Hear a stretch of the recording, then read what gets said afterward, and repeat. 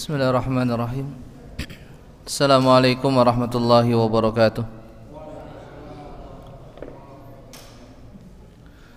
Innal hamdalillah nahmaduhu wa nasta'inuhu wa nastaghfiruh wa na'udzu billahi min shururi anfusina wa sayyiati a'malina may yahdihillahu fala mudilla lahu wa may yudlil fala hadiya lahu. Asyhadu an la ilaha illallah wahdahu la syarika lahu wa asyhadu anna Muhammadan abduhu wa rasuluh. Ya ayyuhalladzina amanu taqullaha haqqa tuqatih wa la tamutunna illa wa antum muslimun. Ya ayyuhan nasu taqu rabbakumul ladzi khalaqakum min nafsin wahidah wa khalaqa minha zawjaha wa batha minhuma rijalan katsiran wa nisaa'a wattaqullaha alladzi tasaaluna bihi wal arham innallaha kana 'alaikum raqiba. Ya ayyuhalladzina amanu taqullaha wa qulu qalan sadida yuslih lakum a'malakum wa yaghfir lakum dhunubakum wa man yuti'illaha wa rasulahu faqad faza fawzan 'azima.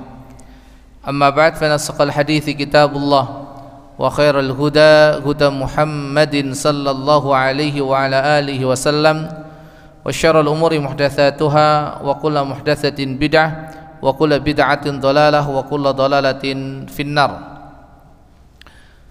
Masyarul muslimin wal muslimat, hadirin hadirat rahimani Allahu wa iyyakum jami'an. Kita masih bersama-sama mempelajari kandungan isi daripada surat Al-Bayyinah. Kemarin kita di ayat yang pertama, di mana di ayat yang pertama ini ada beberapa poin penting yang Allah Subhanahu wa taala sampaikan kepada kita. Yang pertama adalah penjelasan tentang kondisi umat manusia sebelum diutusnya Rasulullah sallallahu alaihi wasallam. Mereka berada di dalam kesesatan. Kemudian yang kedua adalah penegasan tentang kekufuran orang-orang Yahudi dan Nasrani serta orang-orang musyrikun. Orang-orang Yahudi dianggap kafir karena apa? Salah satunya kenapa orang-orang Yahudi dianggap kafir kemarin? Karena menyatakan Uzair adalah anak Allah. Sementara orang-orang Nasrani dianggap kafir kenapa? Menganggap Nabi Isa alaihi salatu wassalam sebagai putra Allah. Sebagaimana Allah Subhanahu wa taala firmankan di dalam surat Al-Maidah ayat 73, laqad kafara alladzina, surat At-Taubah ayat 30, wa qalatil yahudu Uzairun ibnullah wa qalatin nasara al-masih ibnullah. At-Taubah ayat 30. Orang-orang Yahudi mengatakan Uzair adalah putra Allah, dan orang-orang Nasrani mengatakan Isa adalah putra Allah. Demikian juga kekufuran orang-orang Nasrani karena mereka mengimani adanya Trinitas, 3 oknum Tuhan yang mereka sembah, sebagaimana dinyatakan di dalam surat Al-Maidah 73 Al-Maidah, laqad kafara alladzina qalu innallaha thalithu thalathah. Sungguh telah kafir mereka-mereka yang mengatakan bahwasanya Allah merupakan salah satu bagian dari 3 oknum Tuhan. Sebagaimana orang-orang Yahudi, mereka juga dianggap kafir karena menjadikan ulama-ulama mereka sebagai sesembahan selain Allah.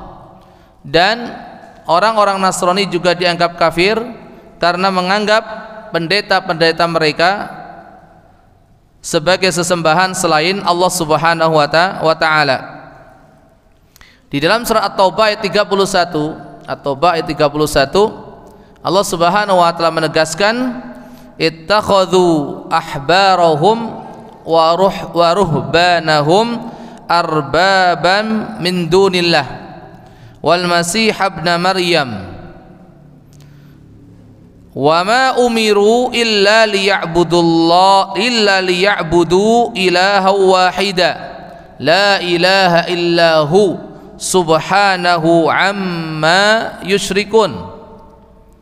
Ittakhadhu, mereka orang-orang Yahudi dan Nasrani, ahbarahum, menjadikan ulama-ulama mereka, wa ruhbanahum, dan rahib-rahib mereka, menjadikan apa? Arbaban min dunillah, Tuhan-Tuhan selain Allah.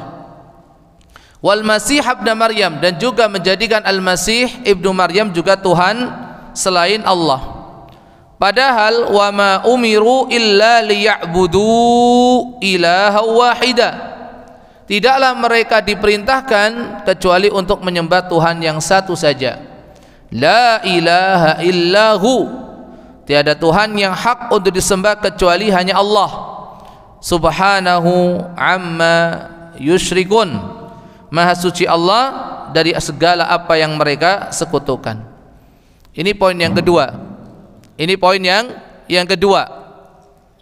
Kemudian poin yang ketiga dari ayat yang pertama yang kemarin kita bahas adalah bahwa orang-orang Yahudi dan orang-orang Nasrani, orang-orang Yahudi dan juga orang-orang Nasrani, mereka tidak konsisten. Inkonsistensi yang ada pada diri orang-orang Yahudi dan Nasrani dan juga orang-orang musyrikun, di mana orang-orang Yahudi dan juga orang-orang Nasrani serta orang-orang musyrik, mereka sudah berjanji, mereka sudah bersumpah, jikalau datang kebenaran maka mereka akan meninggalkan kekufuran mereka. Kalau datang seorang utusan, kalau datang sebuah bukti yang nyata, keterangan dan penjelasan, mereka akan meninggalkan kesesatan. Tapi ternyata mereka tetap kufur. Mereka tetap kufur.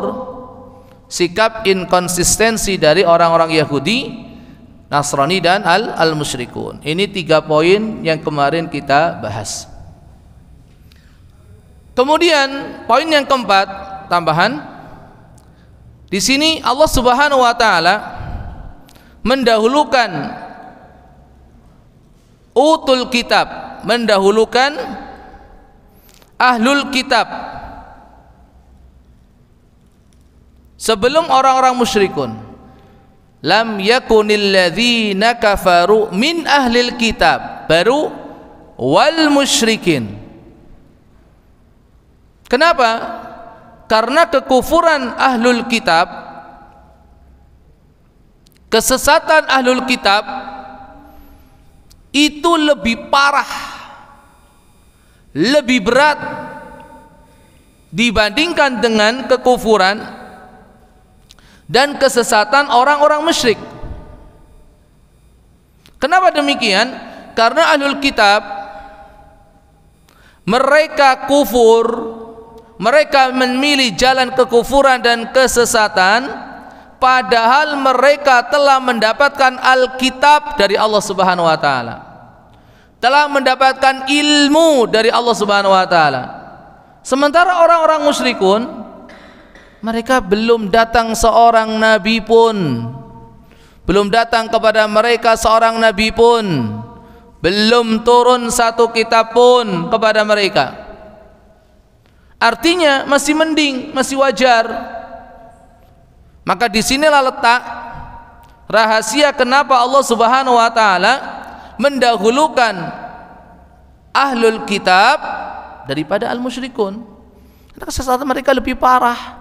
Seharusnya mereka yang sudah punya ilmu, sudah datang kepada mereka para nabi dan utusan alaihimussalatu wassalam, telah turun kepada mereka Alkitab yaitu At-Taurah dan Al-Injil, seharusnya mereka mengikuti apa yang menjadi ajaran para nabi alaihimussalatu wassalam.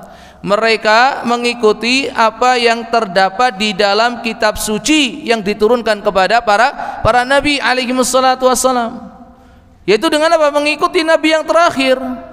Mereka punya ilmu, ya, akan tapi mereka malah sama dengan orang-orang musyrikun, tidak mau beriman kepada Rasulullah sallallahu alaihi wasallam. Oleh sebab itu kesesatan dan juga penyimpangan yang dilakukan oleh orang yang punya ilmu itu lebih berat hukumannya, lebih dahsyat daripada kesesatan dan penyimpangan yang terjadi pada mereka-mereka yang belum punya ilmu. Gak pantas, gak layak orang sudah punya ilmu, sudah tahu ilmunya, kok masih memilih ngeyel, masih memilih kesesatan dan juga kebatilan, masih memilih kekufuran. Kalau orang-orang musyrikun mungkin wajar lah, karena mereka nggak punya ilmu, nggak pernah datang seorang nabi kepada mereka, nggak pernah turun satu kitab pun kepada mereka. Tapi ini ahlul kitab Yahudi dan Nasrani, datang kepada mereka para nabi, turun kepada mereka kitab-kitab Allah Subhanahu wa taala. Makanya Al-Quran banyak berbicara kepada mereka, mengingatkan mereka, menyadarkan mereka, kalian itu punya ilmu, kalian punya Alkitab, kok kenapa seperti itu, kan gitu. Oleh sebab itu Nabi SAW di dalam hadis-hadisnya juga banyak mengingatkan umatnya untuk tidak mengikuti tata cara mereka. Meskipun beliau alaihi salatu wassalam sudah menaskan, mengkhabarkan, menginformasikan bahwa umat Islam sebagian mereka juga akan mengikuti tata cara Yahudi dan Nasrani. La tattabi'unna sanana man kana qablakum shibran bi shibrin wa dhira'an bi dhira'in hatta law dakhalu juhra dabbin la dakhaltumuh. Qalu ya Rasulullah al-yahud wan nasara, qala faman. Sungguh kalian akan mengikuti tata cara, kebiasaan, sunnah-sunnah orang-orang yang sebelum kalian, sejengkal demi sejengkal, sehasta demi sehasta. Kalaupun mereka masuk ke lubang biawak pun, niscaya kalian akan mengikuti mereka. Para sahabat bertanya, apakah yang dimaksud Yahudi dan Nasrani? Maka Nabi menjawab, siapa lagi kalau bukan mereka? Ini tahdzir, peringatan dari Nabi alaihi salatu wassalam kepada umatnya untuk tidak mengikuti mereka. Dan sekali lagi, apa yang beliau informasikan, apa yang beliau kabarkan pasti terjadi. Tapi bukan berarti itu sebuah legitimasi. Serapopo, lawang Nabi wae wis ngendikake kaya ngono kuwi, yen pancen wong Islam ya kudu melu-melu Yahudi Nasrani. Enggak begitu cara memahami hadis ini. Itu informasi, itu berita yang pasti bakal terjadi sesuai dengan apa yang diinformasikan, tapi mengandung unsur peringatan dan juga larangan. Maka wal iyadzu billah wa nas'alullah salamata wal afiyah. Sebagian orang sudah tahu ilmunya, sudah berkali-kali diingetin, bahkan mungkin rajin ngaji pula, tetep bae kaya ngono. Ora mari-mari. Ora mari-mari. Gak mau menyadari, gak mau tobat. Ya, padahal yo ngerti, yo ngaji, yo duwe ilmu, yo wis bola-bali dielingke, ning tetep wae. Lah ini. Kemudian yang kelima, masyarul muslimin muslimat hadirin hadirat rahimani Allah wa yakum jami'an. hatta ta'tiyahumul bayyinah. Bahwa kita katakan yang pertama tadi, ayat ini menjelaskan tentang bagaimana kondisi umat manusia sebelum diutusnya Rasulullah SAW. Kesesatan, tindak kesewenang-wenangan, penyimpangan dalam akidah, kemudian kezaliman.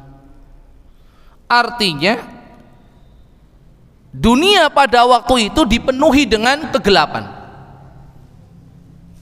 Dipenuhi dengan kegelapan.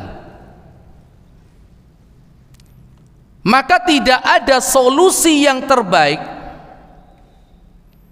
tidak ada manhaj yang terbaik untuk menyelesaikan permasalahan-permasalahan yang muncul di atas permukaan bumi kecuali dengan al-bayyinah. Kecuali dengan al-bayyinah. Maka dikatakan hatta ta'tiyahumul bayyinah, sampai datang kepada mereka al-bayyinah. Kondisi umat manusia tidak akan benar, keadilan gak akan tegak, kedamaian tidak akan tercipta, keamanan tidak akan dirasakan, kebahagiaan tidak mungkin bisa dinikmati kecuali dengan al-bayyinah, kecuali dengan al-bayyinah. Makanya di dalam surat ini beberapa kali kata al-bayyinah diulang. Diulang. Ini yang kelima. Nanti kita bahas al-bayyinah yang bisa merubah ya tatanan dunia yang rusak pada waktu itu, kejahilan, kegelapan, kezaliman yang menyelimuti dunia pada waktu itu apa bentuknya. Kemudian yang keenam, ayat yang pertama ini mengandung faidah tentang adanya iqamatul hujjah hatta ta'tiyahumul bayyinah. Artinya Allah Subhanahu wa taala itu tidak akan menghukum, Allah Subhanahu wa taala tidak akan memberikan balasan atas semua apa yang dilakukan oleh umat manusia kecuali setelah al-bayyinah itu datang, ketika hujjah itu sudah ditegakkan. Makanya Allah Subhanahu wa taala berfirman, "Wa ma kunna mu'adzibina hatta nab'atsa rasula." Wa ma kunna mu'adzibina, dan tidaklah kami, Allah Subhanahu wa taala akan menyiksa umat manusia hatta nab'atsa rasula, sampai kami mengutus kepada mereka seorang rasul untuk iqamatul hujjah. Ya, makanya iqamatul hujjahnya itu pakai apa? Ya pakai bayyinah. Bayyinah itu apa? Ya nanti. Kemudian yang ketujuh. Ya, yang ketujuh. Ya. Ayat yang pertama surat Al-Bayyinah ini mengandung faidah betapa Allah Subhanahu wa taala memperhatikan hamba-hambanya, menyayangi hamba-hambanya. Allah Subhanahu wa taala ketika menurunkan Nabi Adam dan juga istrinya alaihi wassalatu wassalam ke dunia, Allah tidak membiarkan mereka begitu saja tanpa dibekali apa-apa. Demikian juga ketika Allah Subhanahu wa taala menciptakan manusia, kemudian Allah memerintahkan mereka untuk beribadah hanya kepadanya, memerintahkan mereka untuk meraih kebahagiaan. Allah Subhanahu wa taala tidak membiarkan mereka begitu saja tanpa adanya pegangan. Allah Subhanahu wa taala memberikan modal kepada mereka, kepada umat manusia, memberikan pegangan kepada mereka umat manusia berupa al-bayyinah. Oleh karena itu Allah Subhanahu wa taala berfirman, ayahsabul insanu ayyutraka suda. Ayahsabul insan, adakah manusia itu mengira an yutraka suda, akan dibiarkan begitu saja oleh Allah Subhanahu wa taala, tanpa adanya petunjuk, tanpa adanya pegangan, tanpa adanya rujukan? Enggak. Allah sayang kepada kita, Allah perhatian kepada kita. Allah tidak membiarkan kita itu terus menerus di dalam kesesatan, terus menerus di dalam kegelapan. Diturunkan, diberikan kepada kita al-bayyinah. Ini ayat yang pertama. Kemudian di ayat yang kedua, Allah Subhanahu wa taala menjelaskan apa itu al-bayyinah. Rasulun minallah yatlu suhufan mutahharah fiha kutubun qayyimah. Ayat kedua dan ketiga. Jadi ternyata al-bayyinah itu Allah jelaskan, Allah tafsirkan, Allah terangkan sendiri berupa dua hal, Rasul dan kitab. Rasul dan kitab.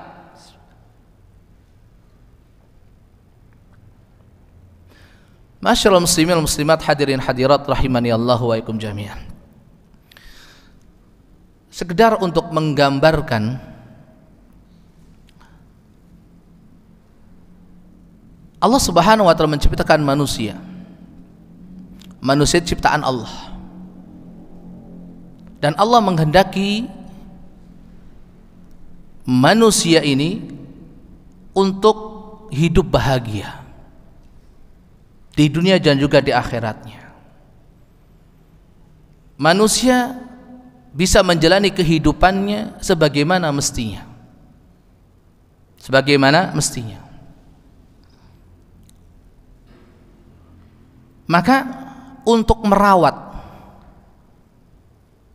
untuk menjaga agar manusia ini tetap berada di jalan yang benar, di jalur yang semestinya, mereka bisa merasakan kebahagiaan, kondisinya baik-baik saja. Maka diturunkanlah Ar-Rasul, diutuslah seorang Rasul, dan diturunkanlah buku panduannya itu Alkitab, baik itu Taurat, Injil ataupun Al-Quran, sebagai pegangan buat mereka. Sekedar mendekatkan pemahaman kita, kalau seandainya sebuah pabrik mengeluarkan sebuah produk,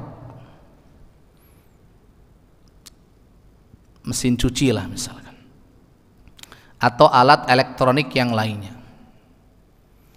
biasanya di dalam produk tersebut akan disertai dengan apa? Buku petunjuk cara penggunaan, kalau rusak bagaimana. Kemudian yang ketiga, yang kedua, garansi ya. Yang kedua apa? Kontak servis. Kalau terjadi kerusakan, suruh menghubungi langsung ke pabriknya apa enggak? Langsung ke pabriknya apa enggak? Enggak, kepada apa? Agen ataupun apa, tukang servis yang sudah ditunjuk. Kalau ada kerusakan hubungi ini, call servisnya ada, ya kan? Ya. Buku pedoman itulah Alkitab. Bagaimana menggunakannya, bagaimana mengoperasikannya, ketika terjadi kerusakan bagaimana menanganinya, bagaimana memperbaikinya, itu adalah Alkitab, Al-Quran. Al-Quran. Kemudian kalau seandainya kita mengalami kesulitan, bagaimana mengoperasikan, sudah ditunjuk nih cara mengoperasikan seperti ini. Ada orang yang ngajarin kita. Ketika kita nggak bisa memperbaiki pula, kita disuruh untuk memanggil mereka untuk membantu kita memperbaiki kerusakan yang ada. Itulah Rasul. Meskipun Rasul, para Nabi dan Rasul alaihi wassalam lebih daripada itu, dan kitab-kitab Allah jelas lebih mulia daripada buku-buku petunjuk tadi, pedoman tadi. Ini sekedar untuk mendekatkan pemahaman saja. Sehingga ketika kita ingin agar barang yang kita miliki ini kita gunakan sebagaimana semestinya, awet, tahan lama, maka kita harus menggunakannya sesuai dengan apa? Petunjuk penggunaan. Ya, ketika terjadi kerusakan, biar kerusakannya nggak melebar kemana-mana, maka kita pun disuruh untuk memperbaikinya sesuai dengan aturan atau memanggil tukang servis yang sudah direkomendasikan. Itulah manusia. Sehingga ketika manusia itu menyimpang, ketika manusia itu mengalami kerusakan, rusak jiwanya, rusak akalnya, rusak hatinya, kembali kepada buku pedoman, kepada buku pegangan. Itulah kasih sayang Allah Subhanahu wa taala. Dan Allah Subhanahu wa taala menurunkan Al-Qur'an, mengutus Rasulullah sallallahu alaihi wasallam, itu satu paket. Satu paket. Karena apa?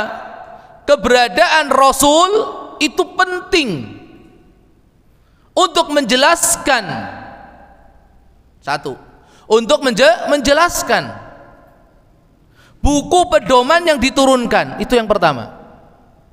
Sehingga apa?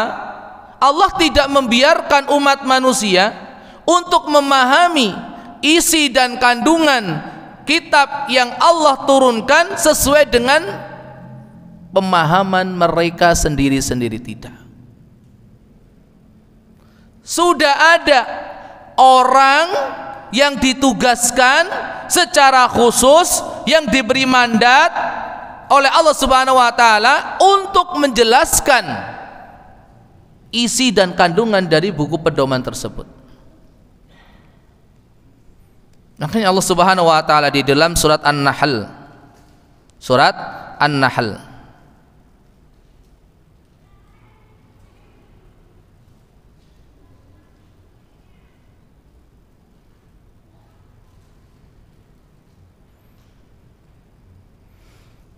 ayat 44, ayat 44, Allah menyatakan, wa anzalna ilaika dzikra litubayyina lin-nasi ma nuzzila ilaihim wa la'allahum yatafakkarun. Monggo. Dan kami turunkan al-dzikr Al-Quran padamu agar kau menerangkan kepada manusia apa yang telah diturunkan kepada mereka dan agar mereka memikirkan. Itu Allah turunkan kepada Rasulullah SAW az-zikr, yaitu as-sunnah. Untuk apa? Litubayyina linnas, agar engkau Muhammad yang menjelaskan kepada manusia ma nuzzila ilaihim, apa yang telah diturunkan kepada mereka, agar mereka memikirkan. Jadi fungsi pertama diturunkan atau diutusnya Rasulullah SAW di samping Al-Quran yang diturunkan adalah untuk memberikan penjelasan, untuk memberikan keterangan isi kandungan kitab yang Allah Subhanahu wa taala turunkan. Ini yang pertama. Yang kedua, ada sebagai figur, sebagai model, sebagai model dalam rangka mempraktekkan dan mengamalkan isi dan kandungan Al-Quran.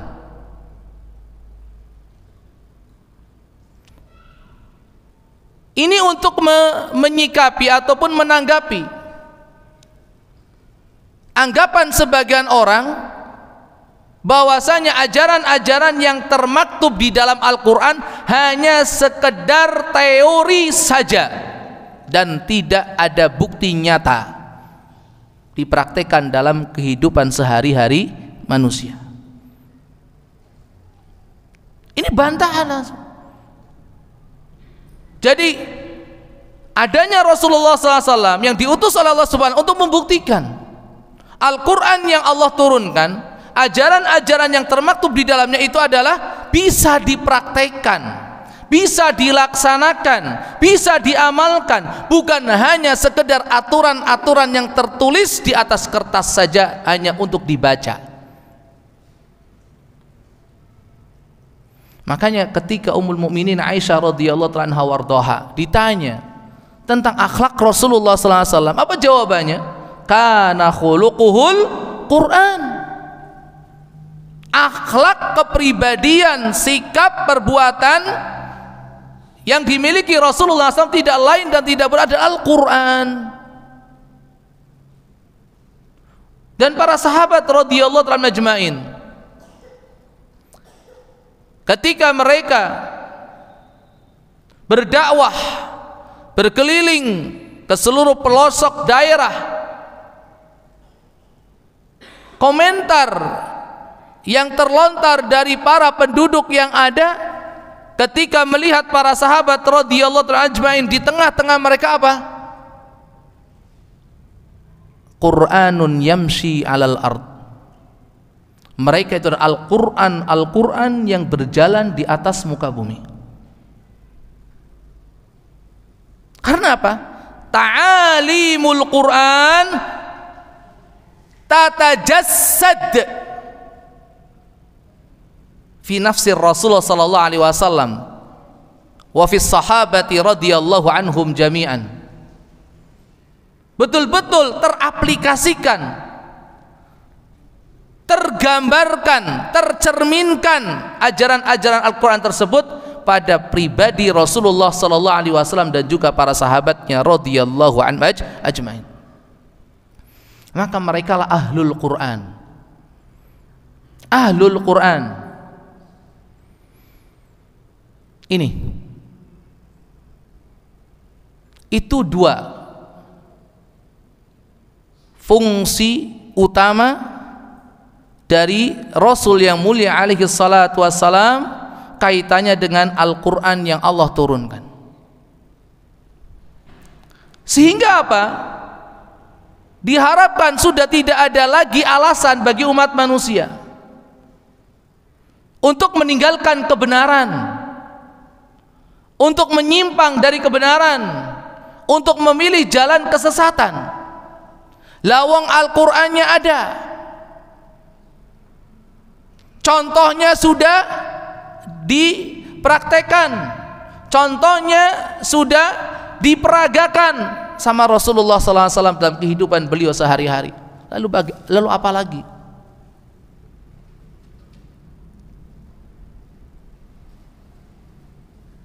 Makanya untuk melakukan sebuah perubahan harus ada aturan dan keteladanan. Bukan hanya aturan-aturan saja yang dibuat.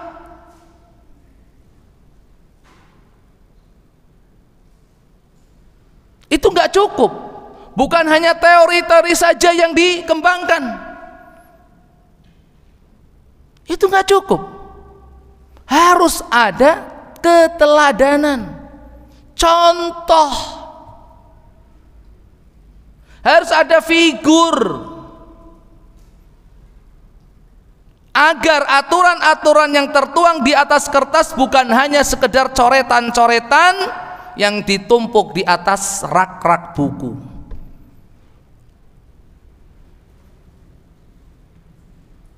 Ada contohnya. Ada figur yang diteladani. Oh, kayak gitu toh. Karena nggak mungkin bisa kita melakukan sebuah perubahan yang berarti kalau hanya sekedar mengandalkan aturan-aturan saja. Sementara apa? Nggak ada keteladanan sebagai contoh figur dalam melaksanakan aturan-aturan yang dibuat. Terkadang mohon maaf, justru yang sering melanggar aturan-aturan ini adalah pembuat aturan itu sendiri. Terus bagaimana kita menginginkan sebuah perubahan? Bagaimana kita menginginkan sebuah perbaikan? Lawang yang buat aturan sendiri justru pelaku utama, pelopor utama, bahkan teladan dalam pelanggaran terhadap aturan-aturan yang dibuat. Sehingga trust sudah hilang, kepercayaan sudah hilang. Dan itu nggak akan didapatkan dalam sosok pribadi Rasulullah SAW. Coba saya tantang, adakah satu ucapan Nabi, satu perbuatan Nabi, satu sikap Nabi alaihi salatu wassalam yang bertentangan dengan wahyu yang diturunkan? Satu saja sudah sebagai bukti.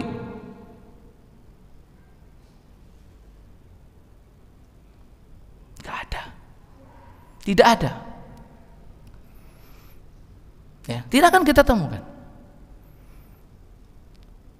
Sebagaimana sekali lagi kondisi umat manusia yang tadi kita sudah jelaskan, berada dalam kegelapan, kesesatan, tidak mungkin mendapatkan pencerahan kecuali dengan kembali kepada Al-Quran dan Sunnah Rasulullah Sallallahu Alaihi Wasallam. Itu poin yang berikutnya. Rasulun minallahi yatlu suhufan mutahhara. Al-Quran dan Sunnah sebagai solusi. Makanya Nabi alaihi salat, Allah Subhanahu wa taala berfirman,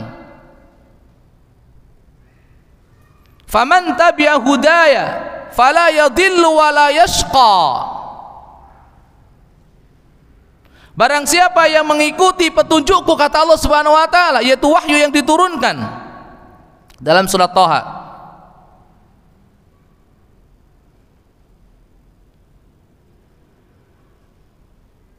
Surat Thaha. Faman ittaba hudaya fala yadhillu wa la yashqa. Ayat 123. Kemudian waman a'rada an dzikri fa inna lahu ma'isatan dhanka wa nahsyuruhu yaumal qiyamati a'ma.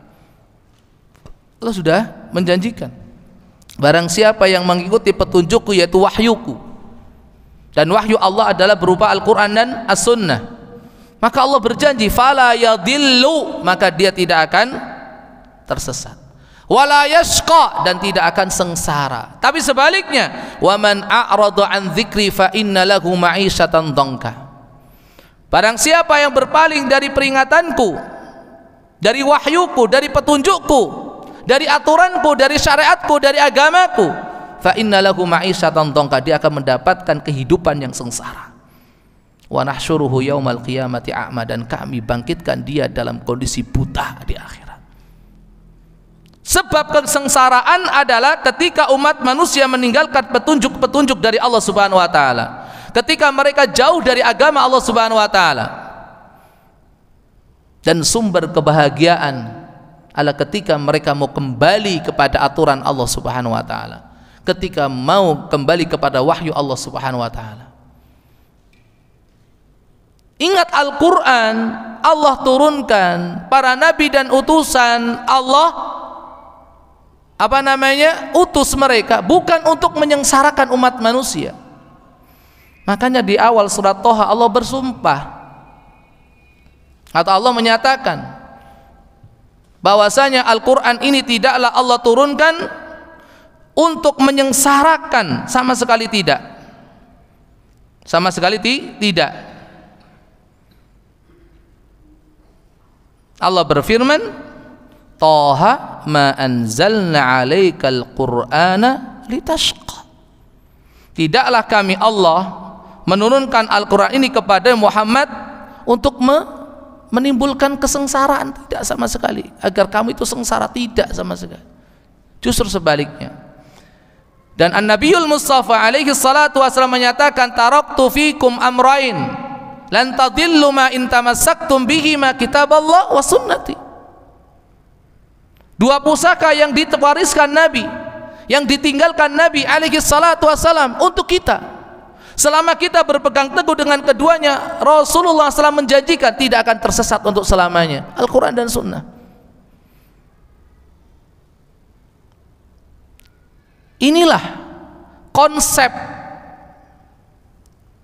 untuk keluar dari segala permasalahan yang ada, mengentaskan umat manusia dari kesesatan, dari kegelapan, dari kesengsaraan, dari kebingungan, kebimbangan, kekhawatiran, ketakutan, hanya dengan manhajul Quran, manhajun Nabiyil Islam alaihi salatu wassalam. Rasulun minallah yatlu suhufan mutahharah. Kemudian poin yang berikutnya, dalam ayat yang kedua ini Allah berfirman Rasulun minallah, kemudian yatlu. Ada dua poin penting di sini tentang hakikat Rasul.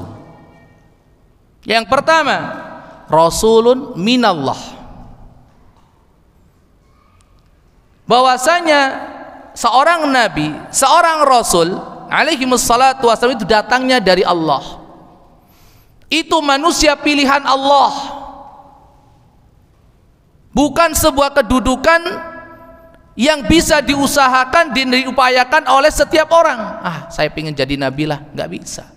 Saya ingin jadi rasul, nggak bisa. Itu murni pilihan Allah. Itu murni anugerah Allah Subhanahu wa taala. Dan Allah Subhanahu wa taala punya hak dan kuasa untuk menjadikan siapapun menjadi utusannya. Sebagaimana Allah Subhanahu wa taala firmankan dalam surat Al-An'am ayat 124. Al-An'am 124. Wa idza ja'atuhum ayatun qalu lan tu'mina hatta nu'ta mithla ma utiya Rasulullah Allahu a'lamu haitsu yaj'alu risalatah. Monggo. Dan apabila datang suatu ayat kepada mereka, mereka berkata, kami tidak akan percaya atau beriman sebelum diberikan kepada kami seperti yang diberikan kepada Rasul-Rasul Allah. Allah lebih mengetahui di mana dia menempatkan tugas kerasulannya. Itu dia, Allah lebih mengetahui di mana dia menjadikan tugas kerasulannya. Itu pilihan Allah, pilihan Allah Subhanahu wa taala.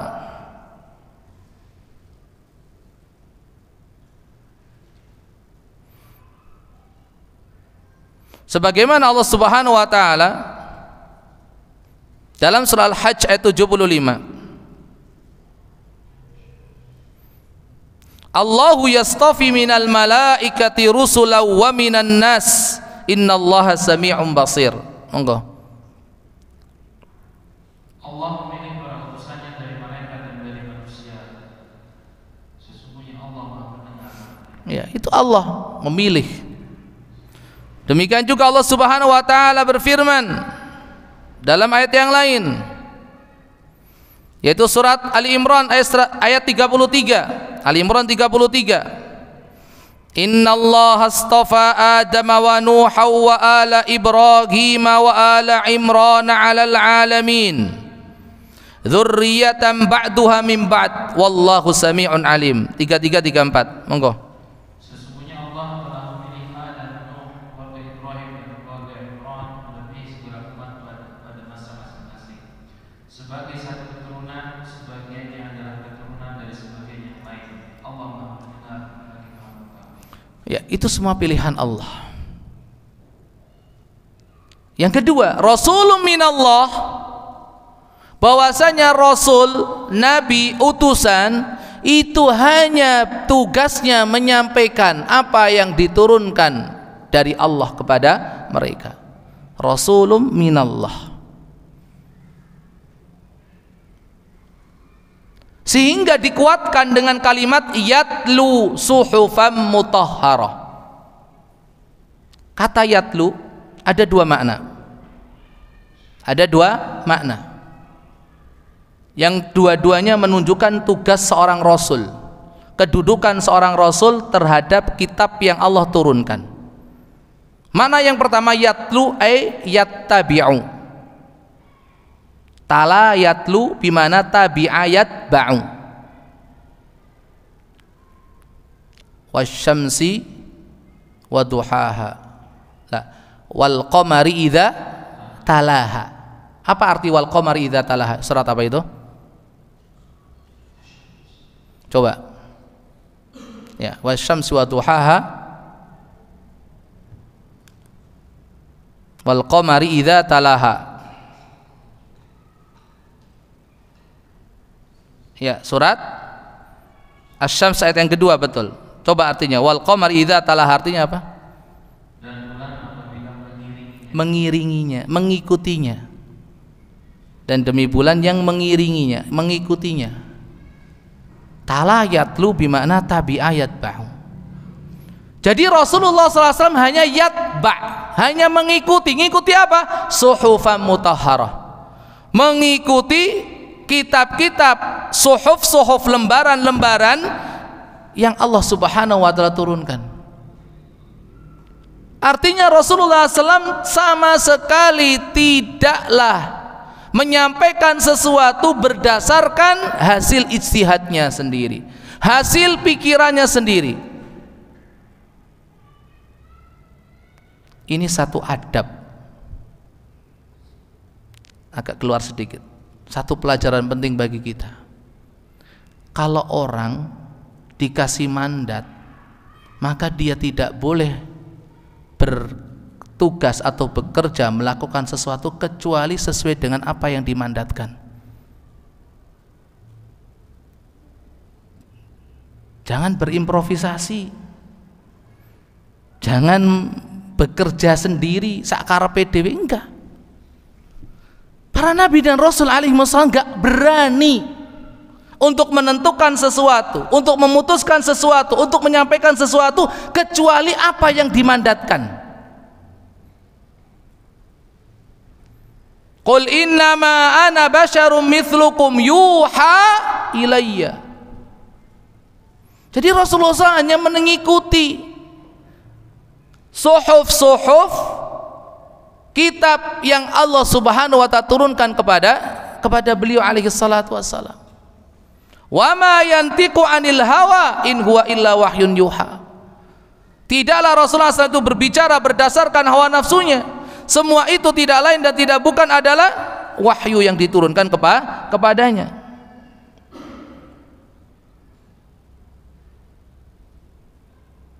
Al-Ahqaf ayat ke-9. Al-Ahqaf ayat 9. Beliau menyatakan, Allah Subhanahu wa ta'ala berfirman, "Qul ma kuntu bid'am minar rusul wa ma adri ma yuf'alu bi wala bikum in attabi'u illa ma yuha ilayya wa ma ana illa nadhirum mubin." Monggo.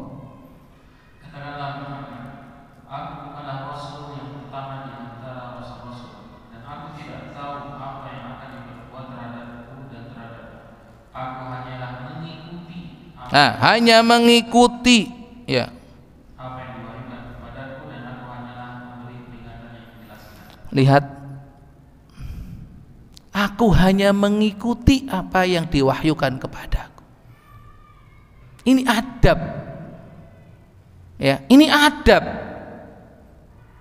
yang luar biasa yang perlu untuk kita jadikan sebagai contoh dan teladan.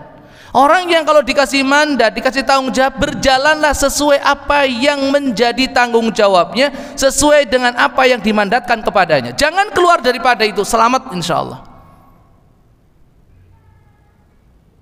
Kalaupun ada sesuatu masalah, maka nunggu arahan dari yang ngasih mandat. Ya, sebagaimana Rasulullah SAW ketika beliau ditanya tentang sesuatu, beliau tidak mampu menjawabnya, belum bisa memberikan jawaban kepada si penanya. Apakah beliau kemudian beristihad, kayaknya gini deh, ketoknya gini? Enggak pernah. Beliau nunggu wahyu. Beliau nunggu wahyu. Nek awake dhewe kadang kei mandat ngene enek masalah sajane yo orang yang ngasih mandat sama kita deket sama kita, saben dino ketemu. Nek ora pun kadang ditelepon yo iso. Koyo kadang sakarepe dhewe paling kaya ngene iki. Engko nek salah yo paling ditegur. Ini loh. Ya. Jadi Rasulullah SAW itu hanya mengikuti apa yang diwahyukan kepadanya. Ya. Memang ada ijtihad Rasulullah SAW, tapi semua itu berdasarkan wahyu. Dalilnya apa? Surat An-Najm tadi, wa ma yantiqu 'anil hawa in huwa illa wahyun yuha. Itu ada dalilnya. Sampai beliau berani untuk beristihad. Kalaupun ijtihad beliau salah, mesti ada teguran dari Allah secara langsung, seperti turunnya surat Abasa. Langsung. Seperti ijtihad beliau di dalam menentukan keputusan menyikapi para tawanan perang Badar. Turun langsung teguran dari Allah Subhanahu wa taala. Langsung ada tegurannya. Gitu loh. Dan kita pun, ini kembali lagi dalam masalah mandat dan tanggung jawab tadi, ketika atasan melihat orang yang dikasih mandat kok agak melenceng dikit, segera ditegur, jangan dibiarkan. Nanti malah keterusan, malah keterusan dan ketagihan. Kadang yang dikasih mandat yo sakarepe dhewe nglakoni mandat itu, apa tanggung jawabnya tidak sesuai dengan apa yang diarahkan. Yang ngasih mandat juga ngejar nih wae, dibiarkan, pembiaran. Akhirnya apa? Ya terus-terusan masalah itu berlangsung begitu saja. Yang harusnya menegur nggak negur, sing seharusnya melaksanakan itu mandat sakarepe dhewe ya wis klop sudah.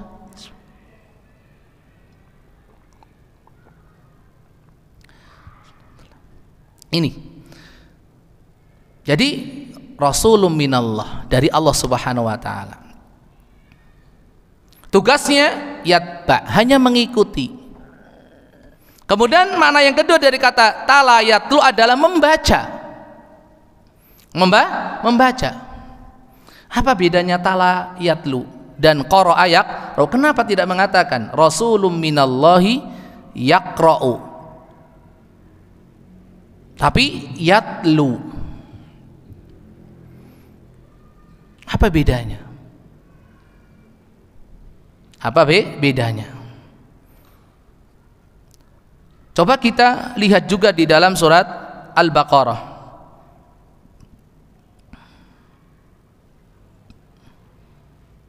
Surat Al-Baqarah tentang orang-orang yang Allah kasih kitab kepada mereka.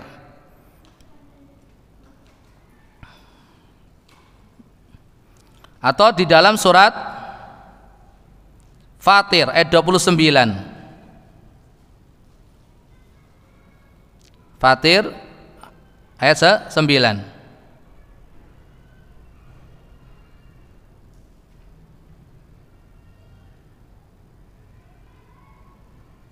Di dalam surat Al-Baqarah di ayatnya adalah 121. Allah berfirman di dalam surah Al-Baqarah dulu ayat 121, alladzina atainahumul kitaba yatlunahu haqqa tilawatih ulaika yu'minuna bih wa may yakfur bihi fa ulaika humul khasirun. Monggo. Orang-orang yang telah kami beri kitab, mereka membacanya sebagaimana mestinya. Mereka itulah yang beriman kepadanya, dan barang siapa yang ingkar kepadanya, maka mereka itulah orang-orang yang rugi. Yatlunahu haqqa tilawatih. Dalam surat Fatir ayat 29 sampai 30, innal ladzina yatluna kitaballah wa aqamus salata wa anfaqu mimma razaqnahum sirran wa alaniyah yarjuna tijaratan lan tabur liwaffiyahum ujurahum wa yazidahum min fadlih innahu ghafurun syakur. Monggo. Sesungguhnya orang-orang yang selalu membaca kitab Allah Al-Quran dan melaksanakan salat dan menginfakkan sebagian dari rezeki yang kami anugerahkan kepadanya dengan diam-diam dan terang-terangan, mereka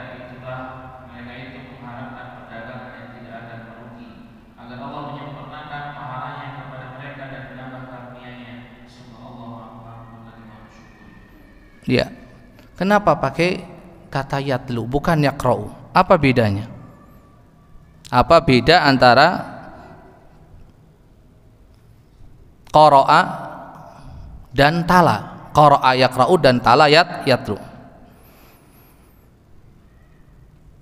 Tadi sudah kita singgung sedikit dari makna tala yatlu yang pertama.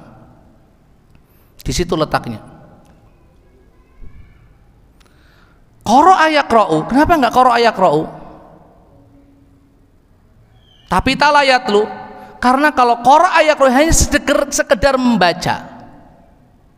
Dan orang yang membaca ada jaminan dia paham apa yang dibaca? Enggak satu. Ada jaminan dia mengikuti petunjuk dari apa yang dia baca? Itulah bedanya. Dari kata tala yatlu makna yang pertama tadi apa? Mengikuti. Bagaimana seseorang bisa mengikuti kalau dia tidak bisa memahami? Iya enggak? Makanya tugas Rasulullah SAW dari tala yatlu suhufan mutahharah, ya Rasulullah SAW baca itu Al-Quran dan membacakannya kepada orang lain, memahaminya dan memahamkannya kepada orang lain, dan beliau pun mengikutinya dan mengajak orang lain untuk mengikutinya. Inilah keindahan bahasa Al-Quran. Bukan hanya membaca, karena tidak semua orang yang membaca itu bisa memahami apa yang dia baca, bisa ngerti apa yang dia baca. Kalaupun sudah ngerti, sudah paham, tidak semua orang yang mau mengikutinya. Lalu jelas-jelas kok dilarang buang sampah sembarangan di sini. Saged maos? Saged maos? Dilarang parkir di depan pintu. Iso maca? Kok iji parkir? Berarti durung talayat lu nembe qara ayak ra'u. Makanya nggak bisa katakan apa ora iso maca? Iso. Apa ora iso paham? Paham.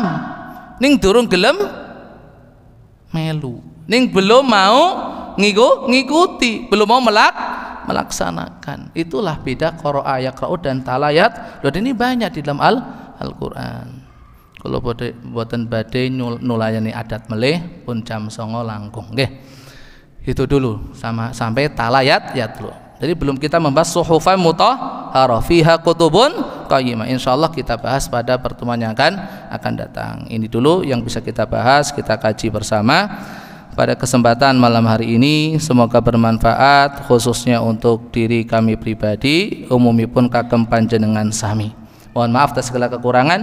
Kebenaran semata dari Allah Subhanahu wa taala, kesalahan kekurangan berasal dari kelemahan pribadi saya. Semoga Allah Subhanahu wa taala mengampuninya dan sudi kiranya hadirin hadirat semua untuk memaafkannya. Aku qouli hadza subhanakallahumma wa bihamdika asyhadu an la ilaha illa anta astaghfiruka wa atubu ilaik. Assalamualaikum warahmatullahi wabarakatuh.